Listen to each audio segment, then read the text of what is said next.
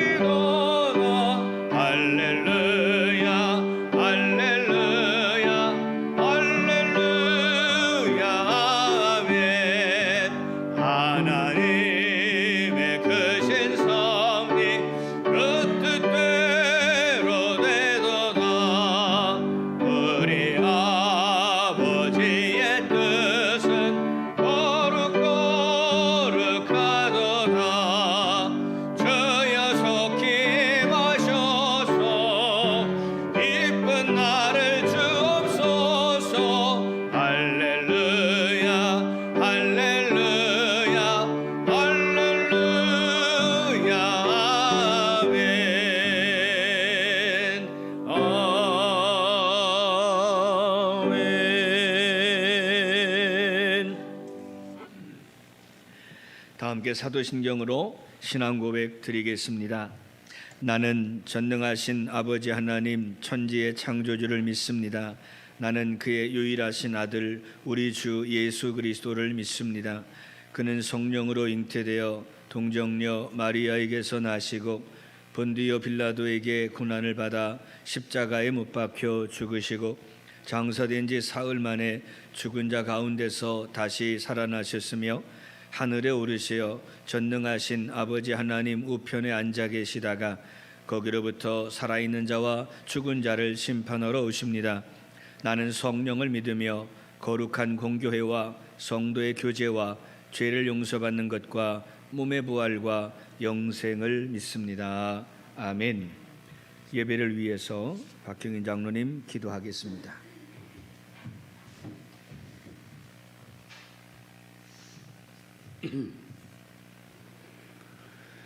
여호와는 나의 목자시니 내게 부족함이 없으리로다. 아멘. 의지하는 자에게 샘을 주시는 하나님 아버지, 무성했던 잎새들이 어느새 붉게 물들어가고 깊어가는 10월의 마지막 주일, 주님의 보좌 앞으로 인도하여 주셔서 감사드립니다. 이 거룩한 예배에 온 마음을 다하여 찬양과 경배 드리오니 이 시간을 통하여 하나님께 영광 돌리게 하시고 구원의 참 기쁨과 평안이 넘쳐나는 복된 시간으로 인도하여 주옵소서. 사랑과 은혜가 풍성하신 하나님, 이 예배 가운데 성령 충만함을 허락하여 주시고 장기간 동안 코로나19로 지친 저희들이 새로운 용기와 소망으로 살아가게 도와주옵소서. 사회적 거리두기가 1단계로 조정되었지만 온전한 예배로 우리들의 믿음이 회복되기를 소원합니다. 회복된 예배를 통해 복음의 열정이 넘치는 삶으로 인도하여 주옵소서. 날마다 주님의 성품을 닮아가는 삶으로 인도하여 주시고 한 알 미리 썩지 않으면 열매를 맺을 수 없다 하셨사오니 우리가 주님 앞에서 살며 풍성한 열매를 맺을 수 있도록 인도하여 주옵소서. 하나님 아버지, 나라를 위해 기도합니다.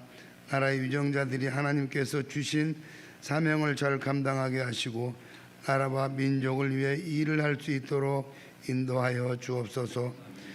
코로나19로 인하여 일자리를 잃은 많은 분들이 있다면 자리를 얻게 하시고 어려운 환경 가운데 믿음이 흔들리지 않고 굳건한 믿음을 지켜낼 수 있도록 주님께서 함께하여 주옵소서. 모든 국민이 좌절하거나 힘들지 않게 하시고 일자리가 더욱 늘어나서 나라의 경제가 회복되도록 하여 주옵소서.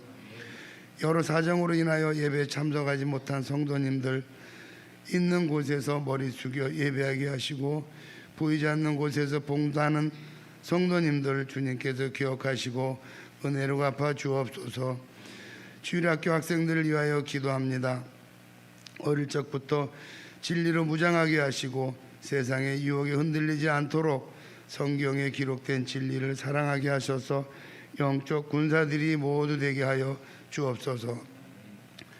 교사들은 미래 기회가 되는 주일학교를 위해 기도하게 하시고 수고하는 교사들에게 지혜의 영을 부어주시고 가르치기에 부족함이 없는 교사들이 되게 하여 주옵소서. 오늘도 단위에 세우신 목사님을 영육간 강관함으로 채워주시기를 원하오며 전하시는 말씀을 통해서 성도들의 삶 전체가 예배가 되고 넘치는 은혜를 누리며 살게 하여 주옵소서. 주신 말씀이 우리의 연약함을 만지게 하시며 우리의 교만함이 사라지게 하시고 우리의 부족한 믿음이 채워지는 역사가 일어나는 귀한 시간들로 채워주옵소서. 모든 감사와 찬양과 영광을 주님께 올려드리며 모든 말씀 예수 그리스도의 이름으로 기도 올립니다. 아멘.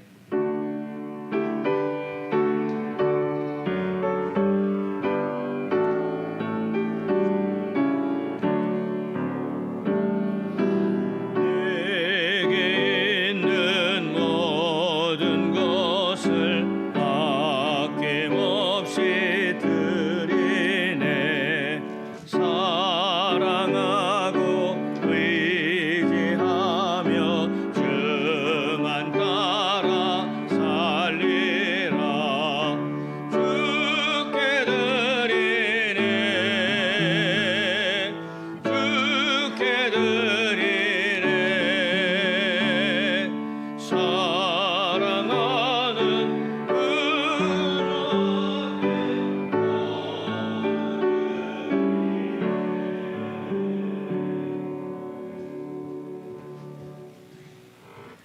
기도합시다. 사랑이 많으신 아버지 하나님, 예배를 드릴 때마다 마음과 뜻과 정성을 다하여 주님 앞에 이 귀한 예물 바칩니다.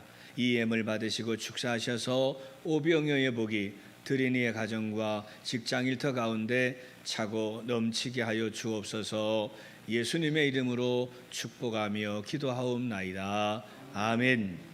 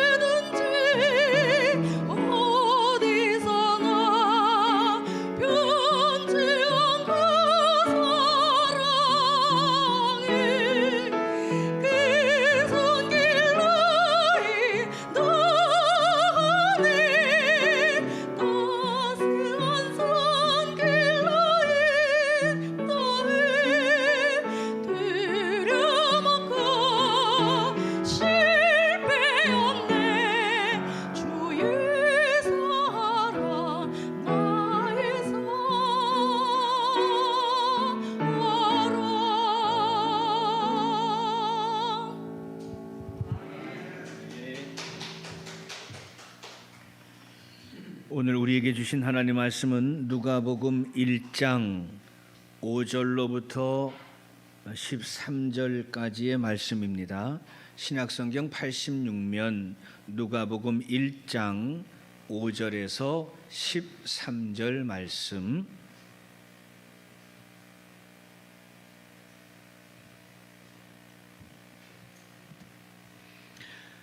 유대왕 헤롯 때에 아비야 반열에 제사장 한 사람이 있었으니 이름은 사가랴요 그의 아내는 아론의 자손이니 이름은 엘리사벳이라. 이 두 사람이 하나님 앞에 의인이니 주의 모든 계명과 규례대로 흠이 없이 행하더라. 엘리사벳이 잉태를 못함으로 그들에게 자식이 없고 두 사람의 나이가 많더라. 마침 사가랴가 그 반열의 차례대로 하나님 앞에서 제사장의 직무를 행할세 제사장의 전례를 따라 제비를 뽑아 주의 성전에 들어가 분향하고 모든 백성은 그 분향하는 시간에 밖에서 기도하더니 주의 사자가 그에게 나타나 향단 우편에 선지라. 사가랴가 보고 놀라며 무서워하니 천사가 그에게 이르되 사가랴여 무서워하지 말라. 너의 간구함이 들린지라. 내 아내 엘리사벳이 내게 아들을 낳아주리니 그 이름을 요한이라 하라. 너도 기뻐하고 즐거워할 것이요 많은 사람도 그의 태어남을 기뻐하리니. 16절까지 읽겠습니다. 이는 그가 주 앞에 큰 자가 되며 포도주나 독한 술을 마시지 아니하며 모태로부터 성령의 충만함을 받아 이스라엘을 주 곧 그들의 하나님께로 많이 돌아오게 하겠습니다. 아멘.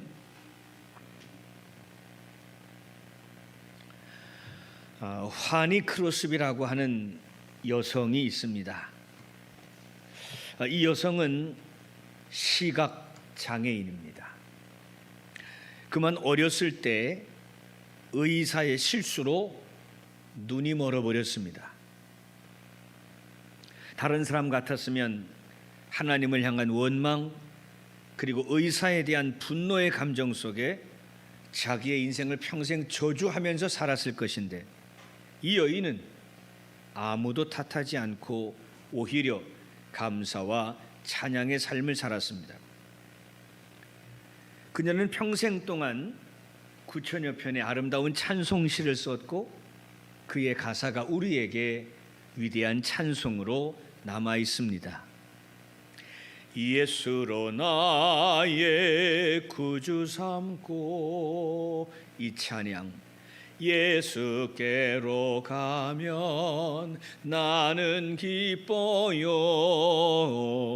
이 찬양 나의 갈 길 다가도록 예수 인도하시니 다 화니 크로스비의 곡입니다. 오 놀라운 구세주 예수 내 주 역시 나의 영원하신 기요 다 파니 크로스비라는 눈먼 여인의 곡입니다.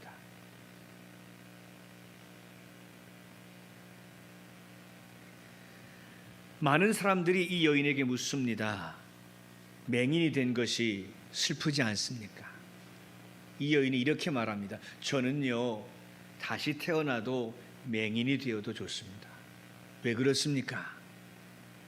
도대체 이런 사람이 어디 있을까요? 절 좀 보세요. 제가 아무 사람도 보지 못하는데 천국에 가서 눈을 딱 뜰 때 제일 만나는 게 예수님이어서 저는 맹인이 된 게 좋습니다.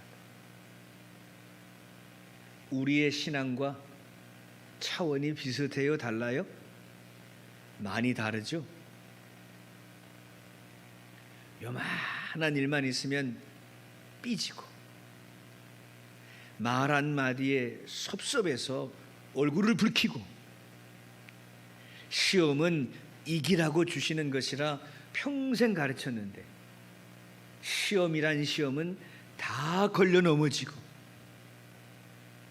제발 세움교회 다니면서 원망 불평 한숨 탄식 좀 끊어버리라고 그렇게 지도를 했건만 원망 불평 한숨 탄식으로 인생을 사는 눈도 멀쩡하고 귀도 멀쩡하고 손발 다 달렸고 입을 열어 마음껏 떠들고 먹고 마시고 즐기며 사는 우리가 과연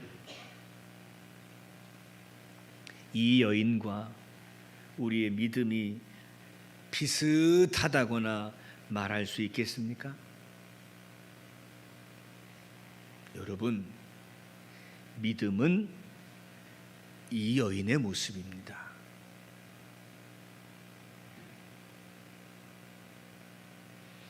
오늘 성경 본문의 주인공은 사가랴와 엘리사벳입니다. 우리 시대의 환희 크로스비 같은 사람들이에요. 사가랴의 직업이 뭐죠? 제사장입니다. 아내는 아론 자손이었으니 어마어마한 믿음의 가문입니다. 5절 보니까 아비야 반열에 제사장 하나가 있으니 이름은 사가랴요 그 아내는 아론의 자손이니 이름은 엘리사벳이라.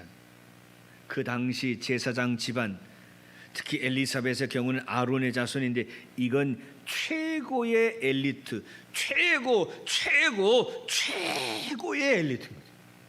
모세와 아론 집안, 이스라엘의 창시자,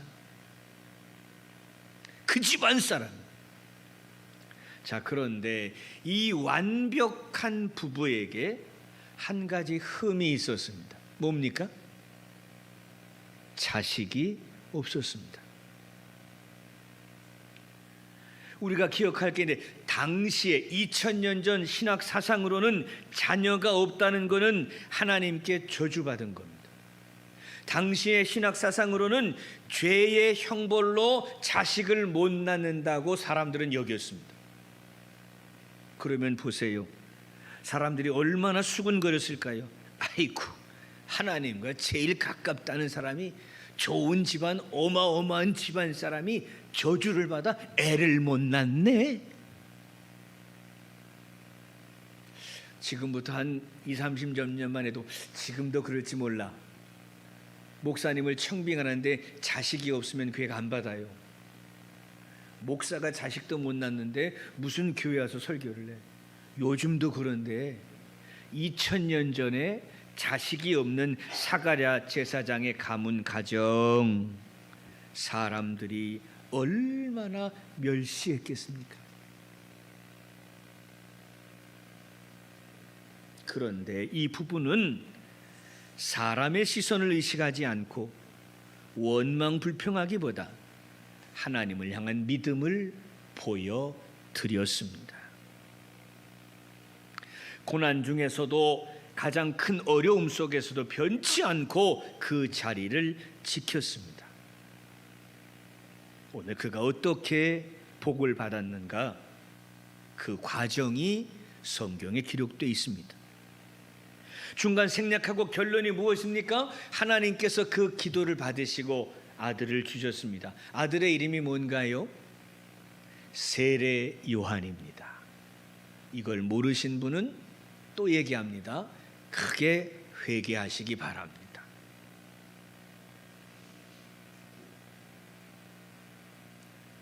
자, 예수님의 육신의 아버지 어머니는 누구죠? 마리아와 요셉입니다. 아시죠? 자, 그러면 여자가 낳은 자 중에, 그러니까 사람으로 태어난 자 중에, 숨쉬는 인간 중에 제일 위대한 사람이 이 사람이다라고 주님이 칭찬하신 사람이 누굽니까? 세례 요한입니다. 이 지구상에 태어난 사람 중에 예수님께서 이 사람이 사람으로 태어난 자 중에 탑이다 그러셨어요. 자, 그러니까 알아야겠죠. 세례 요한의 아버지 어머니는 누구예요? 사가랴와 엘리사벳입니다. 하나님께서 이 부부에게 축복하시는데 예수님이 칭찬하시기를 여자가 난 자 중에 가장 훌륭한 자가 세례 요한이라고 말했으니 이 부부가 받은 복을 도대체 어떻게 설명할 수 있겠습니까?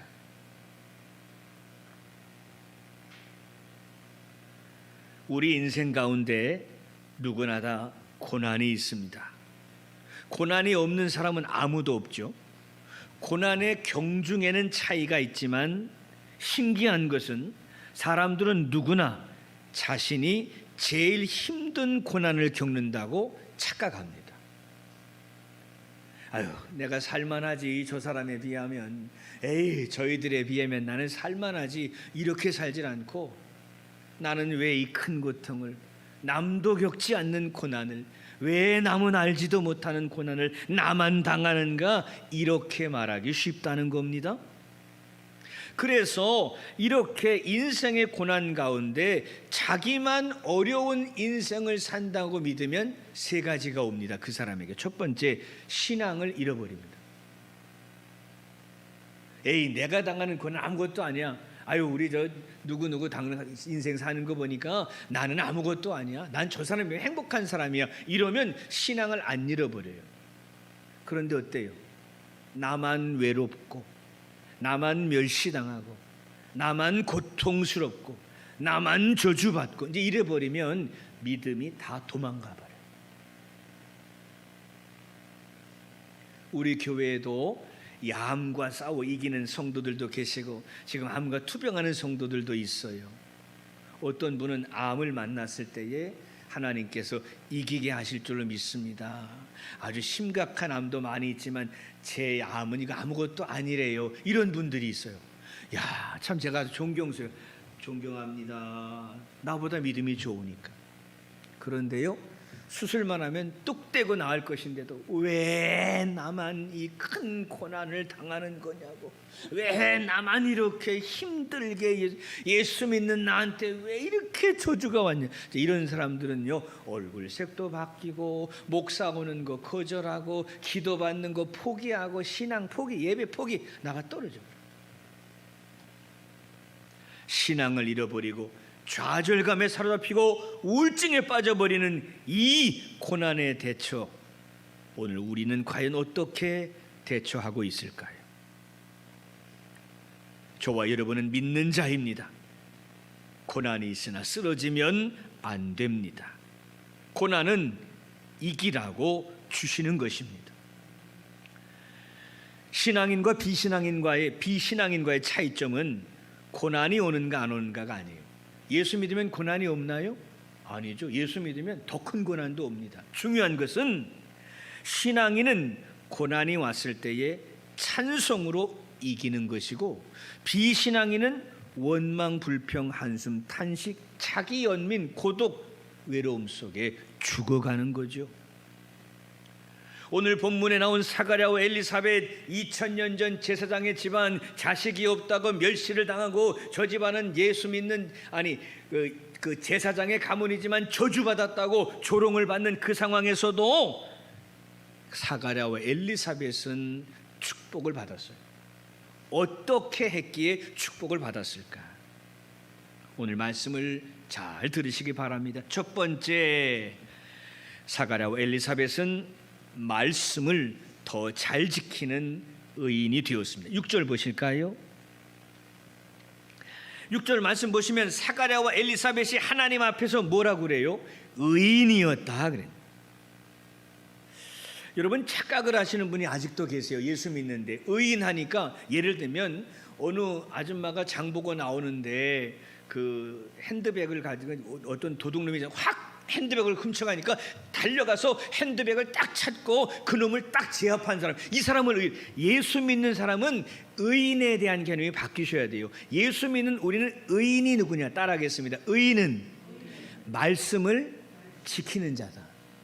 이 말씀을 지키는 자예요. 강도 잡고 도둑 잡는 게 의인이 아니라, 예수 믿는 사람은 하나님이 어떤 사람을 의인이라 보시고 축복하시느냐, 돈도 잘 벌고 교회 일도 열심히 하고 밤새워 기도하는데 말씀과는 저 멀리 있는 사람, 주일날 와야 말씀을 한 번 듣는 사람, 이런 사람 말고 어떻게든지 이 말씀을 지켜보려고, 어떻게든지 이 말씀만큼은 읽어보려고, 어떻게든 이 말씀대로 살아보려고 몸부림을 치는 사람, 그 사람을 하나님은 의인이라 여기시는,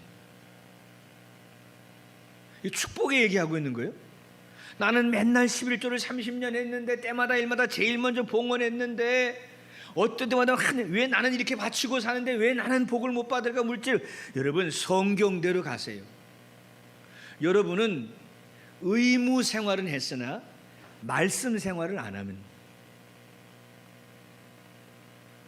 성도 가운데 5%도 안 되는 사람들이 매일 성경을 읽어요. 5%밖에는 성경을, 나머지는 어때요? 성경 읽지 않아요. 성경을 언제 만나느냐? 언제 이 성경책 펴죠? 교회 와서.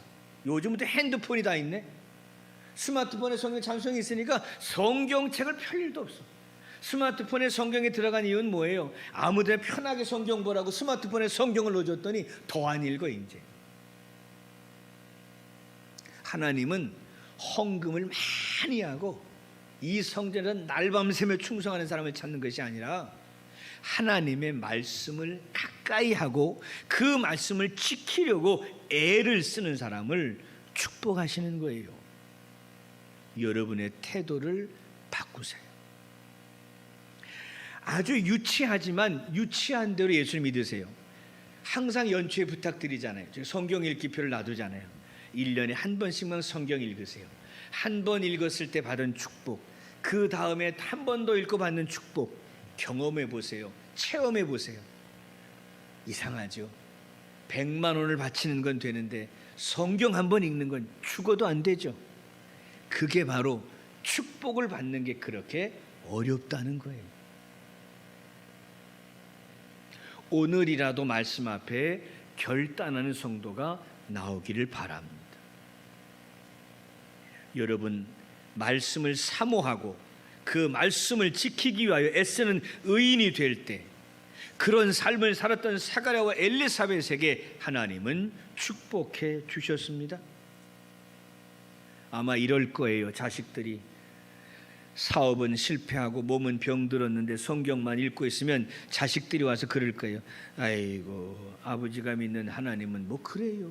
분명히 멸시할까.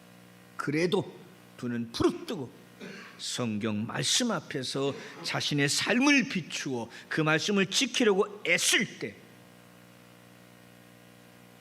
회방하는 자의 입을 막으시고 끝내 형통케 하시는 하나님을 만나는 겁니다. 기쁠 때 좋을 때 하나님 말씀 잘 읽죠. 하나님께 감사하죠. 그건 누구나 다 하는 겁니다. 여러분, 믿지 않는 사람들도요, 좋은 일이 있으면 감사하며 살아요. 그러나 힘들 때 고난의 문제가 닥쳐오면 하나님 잊어버립니다. 하나님 원망하고 하나님 말씀을 더 멀리하는 삶을 살아갑니다.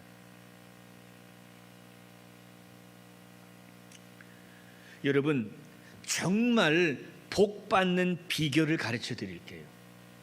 명심하세요. 정말 복 받는 비결을 가르쳐 드릴게요.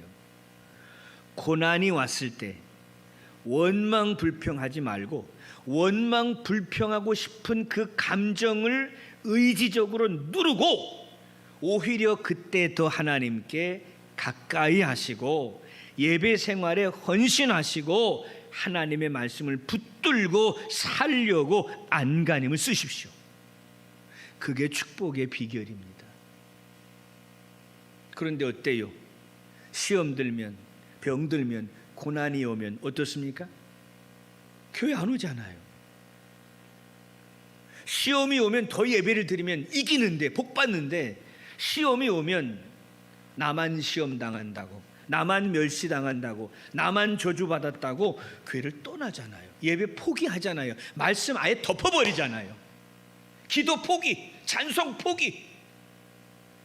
악한 감정에 사로잡혀서 점점 주님께로부터 떠나가 버리잖아요.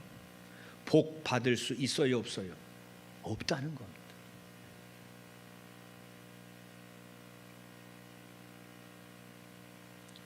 복 받는 비결은 단순합니다. 고난이 닥쳐왔을 때 원망, 불평하고 싶은 의지를 꺾고 하나님께 더 가까이 와서 말씀을 듣고 지키는 것입니다. 이것이 성경이, 교회가 가르쳐주는 축복의 비결입니다. 선택은 여러분이 하시는 겁니다.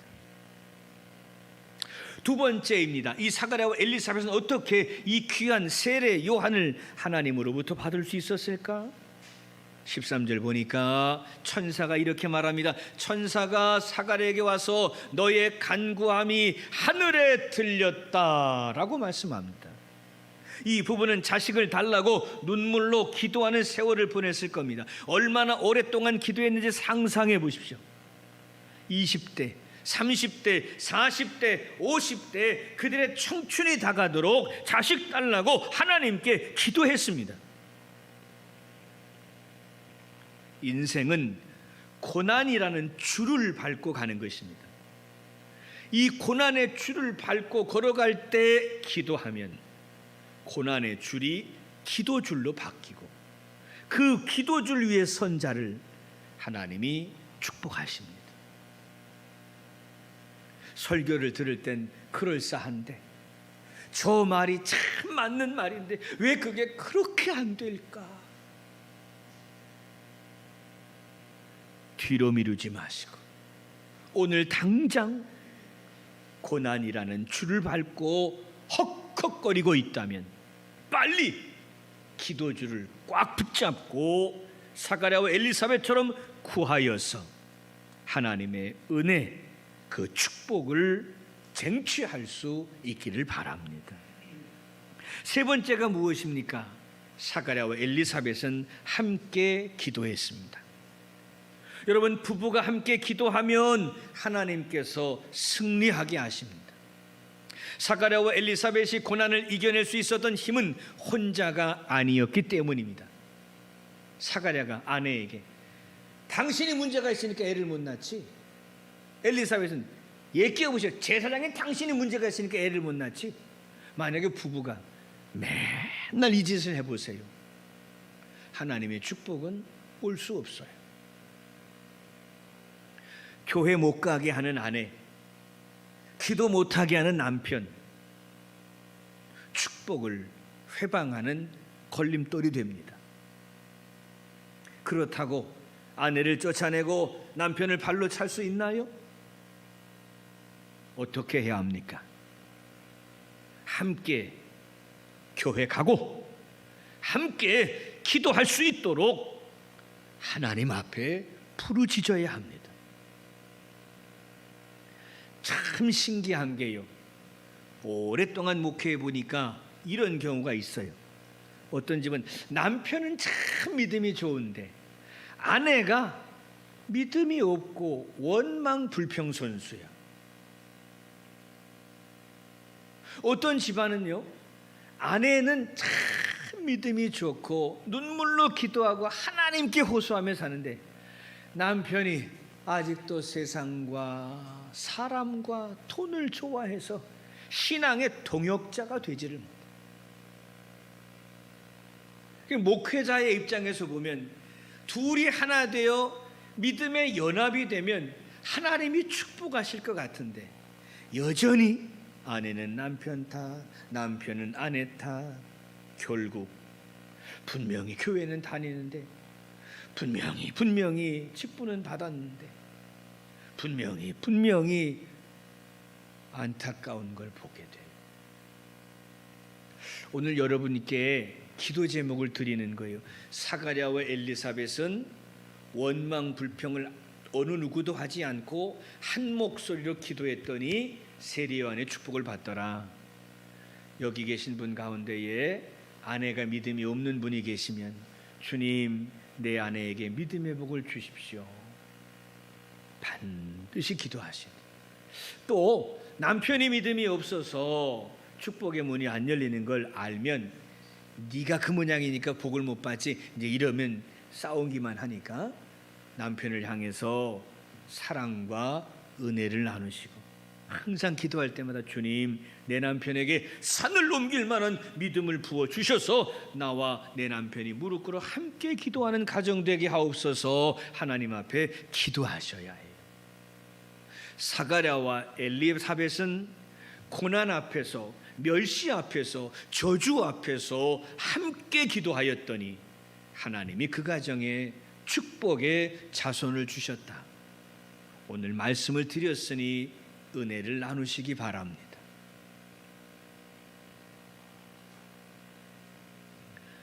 네 번째입니다. 그건 뭐냐면 사가랴와 엘리사벳은 사람의 시선을 초월한 분들이셨어요. 무슨 말이냐? 아이고, 제사장이 애를 못 낳아. 울고락 풀고락. 그러지 아니하고 그들의 따가운 눈총, 비난 분명히 귀에 수십 년 들렸겠지만 하나님만 의식하고 그 사명의 길을 잘 감당했어요. 무시당하면 열불이 나고, 무시당하면 교회를 안 오고, 무시당하면 예배 포기하고, 아주 미련한 겁니다. 사람 보고 예수 믿습니까? 예수님의 십자가 보고 교회 다니는 거 아닙니까? 고난이 다가오면, 시험이 오면 남이 나를 어떻게 볼까? 경제적으로 어려움이 오면 내 친구들은 또 나를 어떻게 무시할까? 자존심 상하네, 기분 나쁘네. 자, 그 감정과 그 사상은 축복을 받을 수가 없어요. 사람을 의식하지 말고 주권자이신 하나님을 보십시오. 이 고난은 하나님이 주신 것이고, 이 고난을 이기면 축복받을 것이기에 사람의 시선을 절대로 의식하지 말고 이 고난을 이기게 하실 하나님을 보라는 거예요. 쉽진 않아요. 저도 참 어려워요. 제가 해서 나는 했다 하는 거 저도 맨날 쓰러져요. 고난이 많고 어려움이 많은 목사님들, 목회들 많으신데도 내 목회가 제일 힘든 것 같고, 나만 너무 힘든 것 같고, 이런 마음과 생각이 나를 막 지배할 때가 많아요. 이거 목사가 마귀 밥 되는 짓이죠. 이 말씀 준비하면서, 이 말씀을 읽으면서 저도 회개하면서 다시 한번 고백합니다. 저와 함께 여러분 고백합시다. 내가 당하는 고난 때문에 사람들의 눈치를 보지 말고 이 고난을 이기면 축복하실 하나님만 바라보죠. 이 의지를 새기시기를 바랍니다. 이것이 축복의 길입니다. 왜냐하면 나를 향해서 비아냥거리고 나를 수치주고 멸시하고 내게 따가운 눈총을 보는 그 사람이 나의 구원자가 아니잖아요. 그들이 내 손잡아 일으켜줄 것도 아니고 그 사람이 내 식구 먹여줄 것도 아니잖아요. 그들은 오직 입으로 나를 회방할 뿐이죠. 마귀짓 하는 거예요. 우리는 뭐만 생각해요? 마귀짓 하는 인생을 왜 보고 있어요? 오직 내 손 잡으시고 일으켜 세우시고 하나님께 영광 받게 하실 그분 예수 그리스도를 바라볼 수 있어야 합니다. 코로나19 시대를 삽니다. 다 어렵죠. 다 힘들죠. 오바마 전 미국 대통령이 어디 가서 바이든 지지 연설하면서 그랬다면서요? 미국 사람에 비해서 한국인의 코로나 감염률은 1.3%인가 밖에 안 된다. 왜 우리는 이 어마어마한 질병을 이기지 못하냐? 이제 트럼프 욕하려고 이제 지지 연설한 거죠. 어쨌든 여러분 보세요. 세계에서 코로나 감염률이 1.3%인 나라는 위대한 나라 대한민국입니다.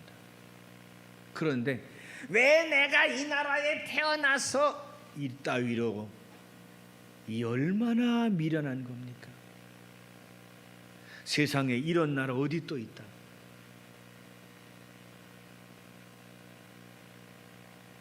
부모님이 생존하시면 감사하시고, 자식들이 뛰어놀면 기뻐하시고, 두 발 달려 성전에 나가 예배할 수 있으면 감격스러우시고, 눈만 감으면 기도 제목이 줄줄줄줄 넘쳐나서 눈을 뜰 수 없는 기도의 시간이 내 영혼을 지배하는, 야, 이런 멋있는 인생은 누가 될꼬 도대체? 말씀을 마칩니다. 고난은 이기라고 주시는 것이고, 이기면 축복의 주인공 됩니다. 명심하십시오. 고난이 없는 자가 없습니다. 그 고난을 이길 길은 사람에게 있지 않고 하나님께 있습니다. 이 믿음 더욱 크게 가지시고 당한 고난을 기도로 돌파하여 축복의 주인공 되었다고 간증하는 성도 되시기를 주의 이름으로 축원합니다. 기도합시다. 좋으신 아버지 하나님 감사합니다. 오늘도 고난 가운데서도 원망불평하지 아니하고 하나님의 말씀 하나로도 더 지켜보겠다고 몸부림을 쳤던 사가랴와 엘리사벳에게 귀한 자녀의 축복 허락하신 하나님을 배웠습니다. 각자가 고난이 없는 자가 없고 그 고난을 이길 힘도 없음을 주님께 고백합니다. 사람을 바라보지 말고 다시금 하나님을 향하여 고개를 들겠사오니 창조주 하나님이시여 고난받는 우리에게 은혜 내려 주옵소서. 예수님의 이름으로 기도하옵나이다. 아멘.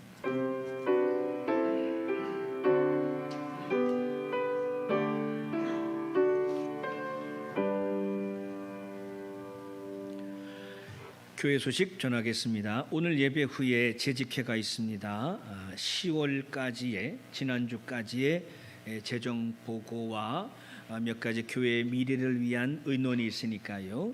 재직회는 모두 참석해 주시길 바라고 우리 청년들도 재직회에 참석해 주시길 바랍니다.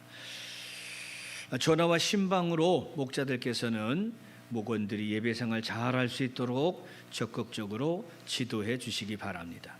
교사들께서도 전화와 신방으로 제자들의 예배 생활을 적극 지도해 주시기를 바랍니다. 다음 주일부터 일부 예배를 다시 시작하도록 하겠습니다. 그러나 주일에 출근하는 성도 또는 애경사가 있어서 예배를 드리지 못하는 분들 외에는 다 2부 예배를 드리실 수 있기를 바랍니다. 새벽 기도가 시작이 되었고 가을은 기도의 계절이니 새벽을 깨워 함께 기도하시기를 바랍니다. 5시 50분입니다.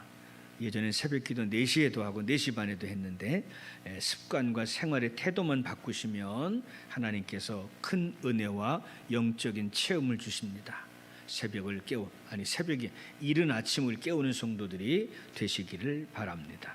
금요일 한 끼 금식하고 저녁 금식 기도회를 지속적으로 하고 있습니다. 여러분의 동참을 바랍니다.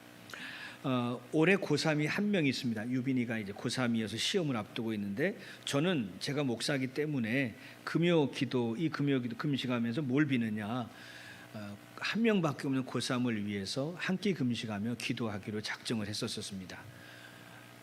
여러분들께서도 말로는 사랑의 공동체, 교회 공동체는 천국의 예표 말은 이렇게 하시는데 하나밖에 없는 고3을 위해서 과연 기도하시는지 궁금하여 묻습니다. 부디 기도 제목이 많은 이때에 기도하는 일을 남에게 미루거나 포기하는 성도가 되지 마시기를 바랍니다.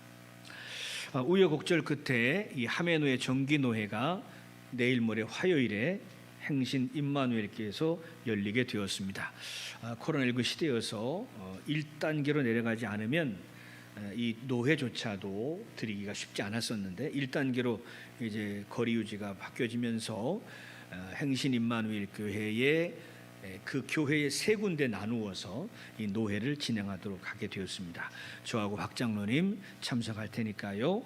위에서 기도해 주시길 바라고. 예전엔 노회가 이틀씩 했습니다만 코로나 시대에 식사도 불가능하고 회의를 단축해야 하기 때문에 화요일에 10시부터 6시까지, 그러나 그 전에 회의를 빨리 끝내도록 이렇게 방침이 바뀌었습니다. 이 노회 가운데 안전하게 성노회가 될 수 있도록 위에서 기도해 주시기를 바랍니다. 31일 돌아오는 토요일 오전 10시에 청년부가 주관하는 북한산 등반대회가 있습니다. 가까운 북한산에 가서 잠시 삼곡대기까지 안 갈 테니까 염려하지 마시고요. 남녀노소 함께 1시간 정도 등산하시고 또 내려와서 식사하시고 교제하는 그런 일들을 함께 하려고 합니다. 단풍의 철이어서 많은 분들이 세상 이제 산을 향해 가시는데요.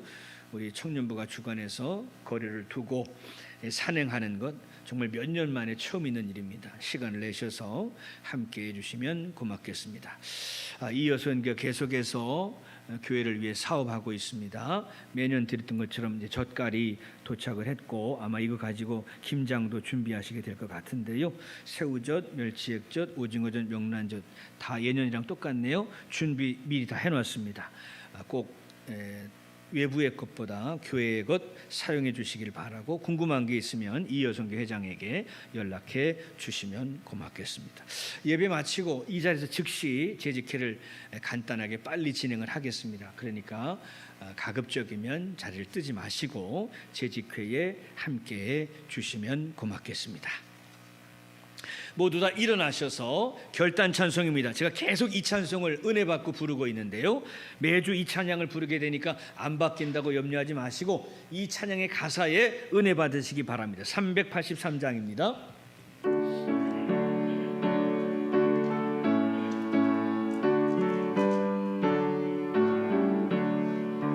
눈을 들어 산을 보니 도움 어디서나 천지 지은 주 하나님 나를 도와주시네. 나의 발이 실족지 않게 주가 깨어 지키며 택한 백성 항상 지켜 길이 보호하시네. 도우시는 하나님이 내게 그늘 되시니 낮의 해와 밤의 달이 너를 상치 않겠네. 내게 화를 주지 않고 오늘 너의 출입 지금부터 영영 인도하시리.